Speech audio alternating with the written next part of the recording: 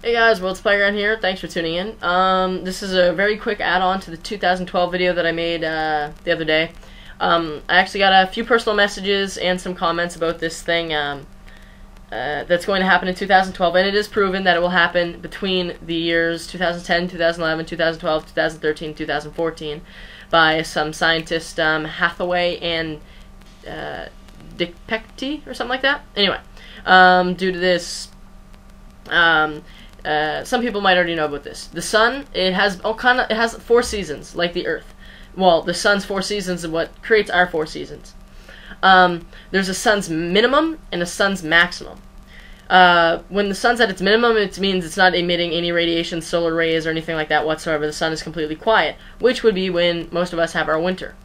During the sun's maximum is normally during our summer, which is when it has a whole bunch of activity, energy, and all this stuff going around with the sun, which causes a disturbance on the Earth.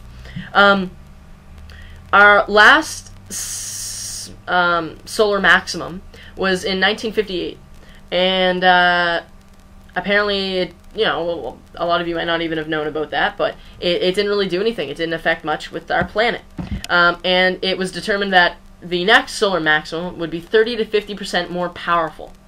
And it just so happens that the date that they've put on the next solar maximum is in a year, 2 or 3 or 4 or 5. They don't know the exact date. But according to Hathaway, he believes that will happen in the year 2010 or 2011.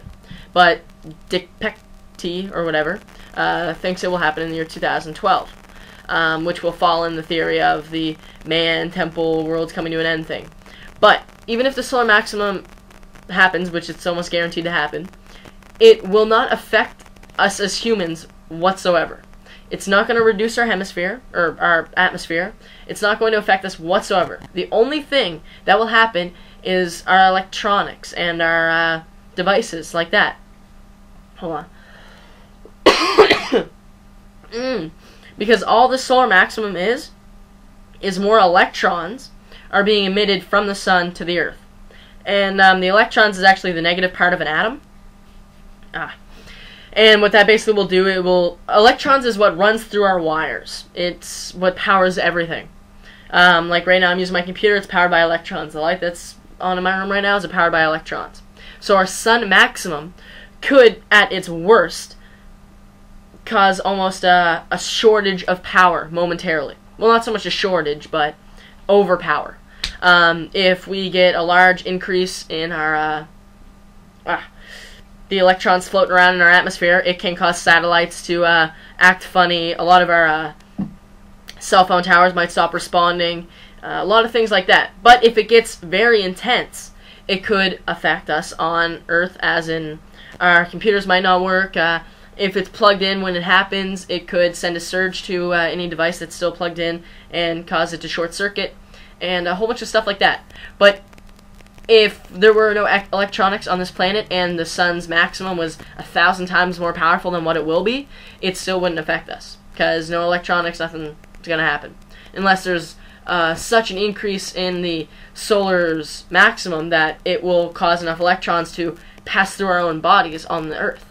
But if they're able to determine the exact day or week that this will happen, if you want to play it safe, just walk around with rubber shoes on and nothing will happen. Because the electrons can't pass through our body with an isolant. I know it in French, like I learned this stuff in science, we call it an isolant. An isolant. Anyway, like rubber shoes, it doesn't let electrons pass through them, it holds them in. So, I guess at its worst, you could still be protected. So there's nothing to worry about with the sun's minimum, maximum, and the two levels in between, because it will not affect us. Only our electronics and our devices, which we can live without. So you guys, that's all I wanted to add on to this. If I keep getting more comments about something else involving the whole 2012 thing. Oh, and I might as well add another thing in here. A lot of people are saying about God and stuff like that. First off, with the comments, I don't want people... of course you're allowed to give your own opinion, but there's a difference between giving your own opinion and just being rude. Some people leave comments saying how they think God will decide the end of the earth, which I believe in as well. I believe in God myself. I'm a Christian. I think God will determine when the world will end. The trumpets or whatever will blow, and a huge amount of the population will die. And And I do encourage a lot of you, oh, I might be losing a lot of my subscribers here, but I do encourage a lot of you to maybe do a little bit of research on the whole Christianity thing. You know, you might be interested a little bit. You might just think it's just you're a kook if you believe it. But there's a lot of unexplainable things that happen that you have to have. There's always a reason for everything. And if you can't explain something, you never know, it could be the work of God. I know I might be sounding really stupid here, but it's what I believe in. Those are my beliefs. Another thing is, like, how are we here if there's no such thing as God, to be honest? A lot of people believe in evolution and all this stuff, but how could the very first microorganism ever be here if there was nothing to create that? And then some people say, well, if there was nothing there before the very first thing, then how was God created? Well, first off, the God, the name, actually is like self-created one. That's the title of God. And think about it, if so many people believe in it, there has to be some truth to it. Even though there is no proof, that's half of the thing about believing in God, is you need to have faith to believe in Him. And if you don't, then unfortunately you will go to hell. I know I'm being very upright and upfront about this, but it's true. It's what I believe in. I know I'm only 15 years old, but I've been well educated in the subject. I go to church pretty much every Sunday. And that's just what I believe in. So that's another reason I don't think 2012 is going to happen.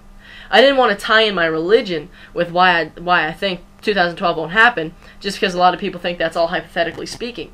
But like I said, I didn't give any points on why I don't think 2012 will happen on my previous video. But I think the end of the world will actually be quite soon. You know, it is pretty bad right now. The wars, the invasions, the genocides.